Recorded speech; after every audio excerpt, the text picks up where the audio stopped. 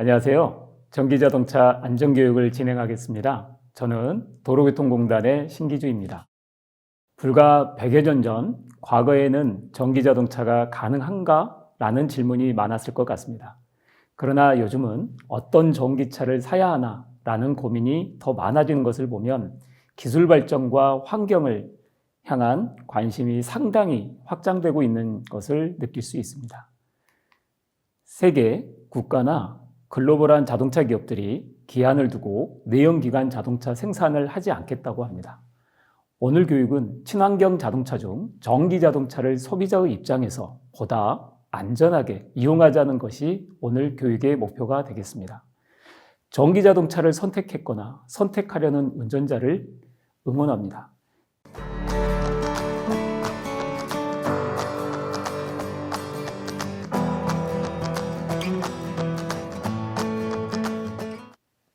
친환경 자동차라고 하면 하이브리드 자동차와 연료전지 자동차, 순수 전기 자동차가 포함되고 있습니다.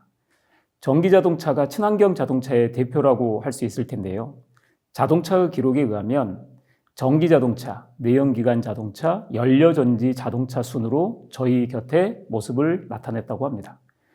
인공지능을 탑재한 자율주행 기술에도 내연기관보다 더 잘 어울린다는 점도 전기자동차의 확산을 부추기고 있는 것으로 보입니다. 보시는 것처럼 자율주행을 위한 조건들, 각종 센서, 통신, 인공지능 구현 등은 상당한 전력을 요구하게 되는데 전기자동차의 고전원 배터리가 이를 가능하게 합니다. 그래서 전기자동차의 고전원이 자율주행에 필요한 동력원이 되어주기 때문에 내연기관 차량보다는 자율주행에도 필요한 자동차가 전기자동차라고 할 수 있습니다.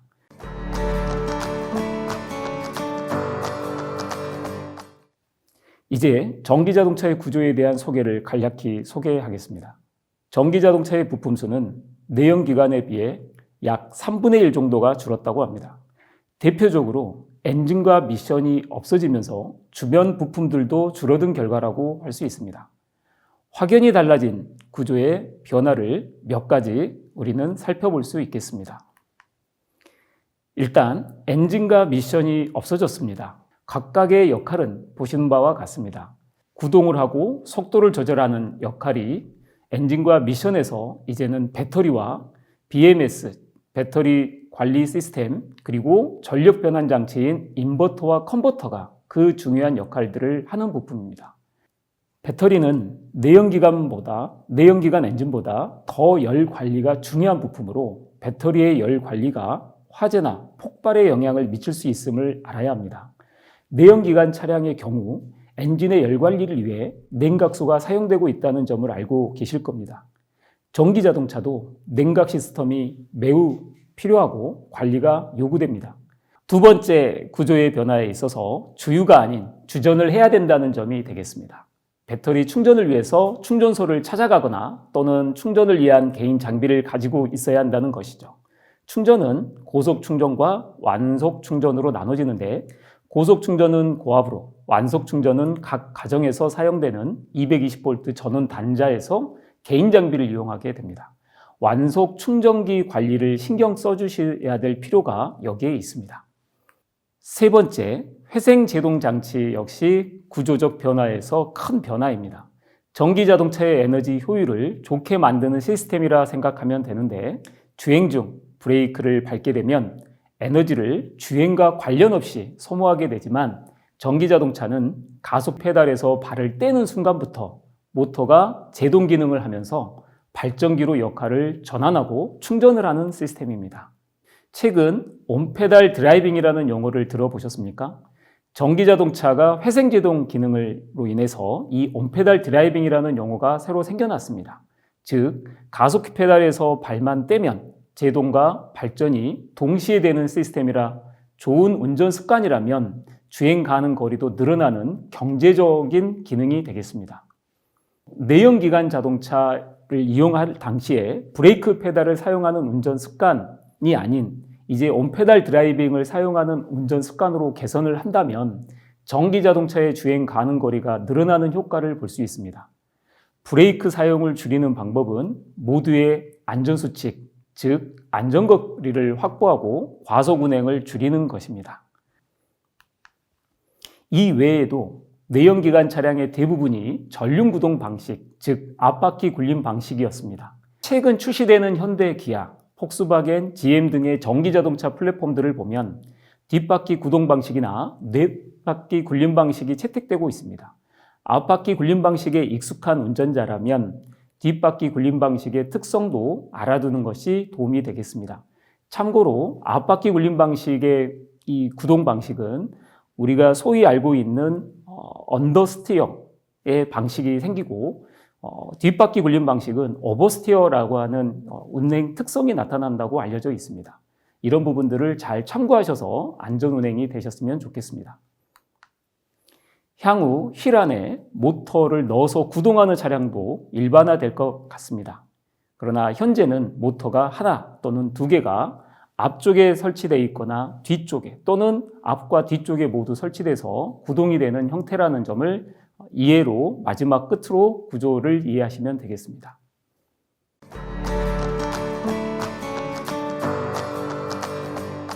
자, 전기자동차 역시 내연기관차 운전과 다르지 않은 것이 있습니다. 이는 자동차가 자율주행을 하더라도 동일한 원리에 해당합니다.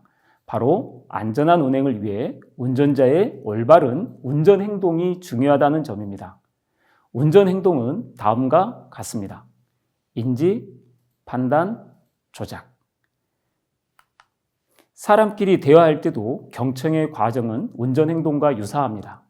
여러분이 보고 계시는 이 화면 속에서 경청과 인지와 그리고 자율주행 기능에서 소화되는 수신이라는 과정의 모든 것들이 운전행동으로 본다면 인지 과정에 해당하게 됩니다. 자율주행은 레이더와 카메라 등이 적극 인지 과정에 개입을 하면서 운전자의 부주의를 보완하는 큰 역할을 하고 있습니다. 운전행동 중 인지 과정이 안전의 중요한 시작입니다. 주유소나 가스 충전소에 주의사항이 있듯이 전기를 충전하는 경우에도 참고해야 할 사항이 있습니다. 충전과 관련해서 먼저 드리고 싶은 말은 고속 충전이든 완속 충전이든 충전할 때 서두르지 말라는 것입니다. 다음에 두 가지를 기억해 주시기 바랍니다. 첫째는 자동차 충전구에 꽂는 충전 케이블을 잘 살펴보시기 바랍니다. 충전은 전기를 다루는 일이기 때문에 불필요한 접촉을 자제하고 충전하기 전에 충전기 케이블 손상 유무 등을 살펴보는 것이 중요합니다. 두 번째, 미미에도 전자파 발생 가능성입니다. 특히 완속 충전은 교류를 직류로 바꾸는 과정인데 변환 과정에서 작은 전자파라도 발생할 수 있습니다. 제조사들은 전자파 차단에도 상당한 신경을 써서 관리하지만 일단 아예 없다고 확신하는 것도 현명하지 않은 일입니다. 의심은 불쾌하지만 확신은 어리석다라고 누군가 이런 얘기를 했습니다. 전자파 측정기로 고속 충전기 주변, 차량 충전구 등 직접 측정을 해본 결과 미미한 수준이라도 충전구 주변에 전자파가 일부 감지되는 경우가 있었습니다. 충전 중 충전기기나 차량 주변에 머무르지 않는 것을 권해드립니다. 전자파가 유해하냐 무해하냐의 문제가 아니라 없는 것보다는 있는 것보다는 전자파가 있는 것보다는 없는 것이 훨씬 더 안전하다는 것은 누구나 인정하는 사실이기 때문입니다. 참고로 2016년도에 발간된 한국자동차공학회 논문집 제24권 제6호에 실린 전기자동차 충전구 위치에 따른 전자파 방사 특성에 관한 연구에 따르면 충전구가 설치된 방향으로 측정 안테나를 설치했더니 전반적으로 전자파가 가장 높게 측정되었다고 소개를 하고 있습니다. 아시다시피 현재 전기차 충전은 누군가 대신해 주지 않습니다. 운전자 스스로 해야 하고 향후에도 큰 변화가 있을지 두고 봐야 할 듯합니다. 그 이유는 무선 충전 방식도 차츰 모습을 드러낼 것이라는 것이 충분히 예견되기 때문입니다. 다음의 유의사항으로는 리튬이온 배터리는 규정된 전압 및 온도 범위 내에서 유지하는 것이 매우 중요합니다. 그런데 이런 관리를 할 수 있는 운전자가 과연 얼마나 있겠습니까? 그래서 전기자동차에는 BMS가 있게 됩니다. 리튬이온 배터리는 관리가 잘 되지 않으면 가스를 방출하거나 발화 또는 폭발할 수 있고 현재까지 전기자동차 화재는 여러 건 있었습니다. 현재까지 밝혀진 리튬이온 배터리의 화재 원인으로는 내부 충격, 내부 결함, 과충전 등으로 나타나고 있습니다. 해외에서 발생한 전기차 화재 사고 총 14건을 분석해보니 충돌 사고 후 3건, 충전 중 4건, 주정차 상태에서 7건이 원인이었습니다. 다만 배터리 관리 시스템이 최적의 제어를 위한 목적으로 사용되고 있어서 내연기관 자동차 화재 비율에 비해 상대적으로 화재 발생 가능성은 아직은 낮다고 알려져 있습니다. 그러나 화재 소식보다 더 염려되는 부분은 바로 편의성이나 경제성만으로 전기자동차를 바라보는 시선입니다. 전기자동차 화재는 어떤 산업이나 기업만의 문제가 아니라 도로를 이용하는 모든 이들의 안전과 직결되는 부분입니다. 화재가 발생하면 어떤 위험이 있는지 관심을 가지고 대책을 준비하는 것이 모든 사람들에게 필요한 사항입니다. 리튬이온 배터리 화재가 발생한다면 엄청난 화염과 유독가스 방출을 한다는 위험성 인식이 함께 병행되었으면 좋겠습니다. 자동차 및 자동차 부품 성능 기준에 관한 규칙 제53조 3 저소음 자동차 경고음 발생 장치에 따르면 전기자동차는 저소음 자동차에 해당하고 저속 운행 시 적정 소음을 발생시키도록 되어 있습니다. 규칙에 따르면 매시 5km에서 20km를 직진하는 경우에 최고 75dB 이하로 소음이 발생되도록 규정은 정하고 있습니다. 참고로 60dB은 사람 간 대화를 하는 수준의 소음입니다. 그러나 전기자동차는 보통 50에서 60dB 정도의 소음을 저속 주행 시 발생하도록 법은 명시하고 있는 것입니다. 소음이 없다는 것은 운전자를 비롯 탑승자에게는 쾌적하다는 의미이지만 차량 주변을 보행하는 이들에게는 장점이라기보다는 위험이라는 단점이 될 수도 있는 문제이기도 합니다. 도로 환경의 기본 소음 속에서 보행자나 자전거 운전자 등이 전기자동차의 접근을 소리로 알아차릴 수 없다면 이는 분명 위험이 될 수밖에 없습니다. 따라서 전기자동차를 이용하는 여러분은 내 차 안에서 들리는 소음과 상대가 듣는 소음은 확실하게 다르다는 점을 기억하시고 이건 역시 쾌적함을 떠나서 보행자나 자전거 운전자에게는 위험이 될 수도 있다는 점을 꼭 인식해 주시기 바랍니다.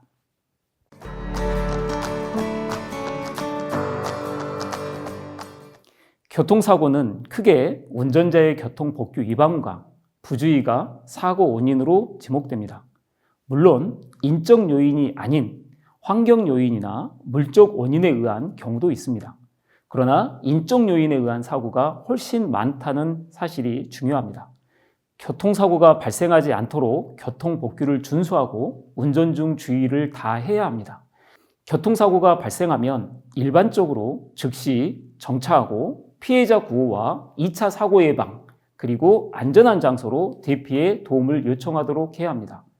교통사고 처리는 전기자동차 교통사고에서도 동일한데 특별히 다른 점은 소방방재청에서 소개하고 있는 4단계 대응 매뉴얼을 참고로 소개해 드리도록 하겠습니다. 식별, 고정, 불능, 구조. 이게 소방방재청에서 전기자동차의 교통사고나 화재가 발생했을 때 처리하는 매뉴얼입니다. 일단 전기자동차라는 점을 인지한다는 점에서 식별 단계이고 전기자동차의 바퀴가 움직이지 않도록 고정 및 시동을 완전히 끄고 더불어서 배터리 전원을 완전 차단한다는 점에서 차량을 고정, 불능을 시키게 됩니다. 그리고 차량 안에 타고 있는 사람이든 그 주변의 피해자를 구조하라는 단계가 이 단계에 해당합니다. 이러한 매뉴얼을 기반으로 전기자동차 운행 중 사고가 발생한다면 배터리에 외부 충격이 가해져 화재나 폭발의 가능성을 염두하고 운전자도 다음과 같은 행동 요령을 숙지하는 것이 피해를 줄이는 데 도움이 되겠습니다. 우선 더 중요한 것은 피해를 줄이기 이전에 교통사고로 인한 전기자동차의 화재나 폭발이 일어나지 않도록 사고 예방을 하는 것이 무엇보다 중요하다는 점 기억하시고 내용을 숙지하시면 되겠습니다. 첫 번째, 즉시 정지하고 시동을 끄고 피해자 구호와 2차 사고 방지를 위한 조치를 하면 됩니다. 두 번째, 사고 신고 시 소방방재청이든 사고처리를 위해서 출동하는 모든 인력들이 전기자동차의 사고라는 점을 알 수 있도록 전기자동차라는 점을 알려주는 것이 두 번째 단계가 되겠습니다. 마지막으로 사고로 차량 파손 정도에 따라서 충분한 거리를 확보하고 대피하는 것이 바람직합니다. 사고 충격으로 차량 화재가 발생하면 불이 배터리에 붙기 전에 차량 내에 장착되어 있는 소화기 등을 이용해 초기 진화를 해야 하지만 만약 리튬이온 배터리의 본격 발화가 되어버리면 1000도 이상의 화염과 함께 20여 가지 이상의 유독가스가 발생한다고 알려져 있습니다.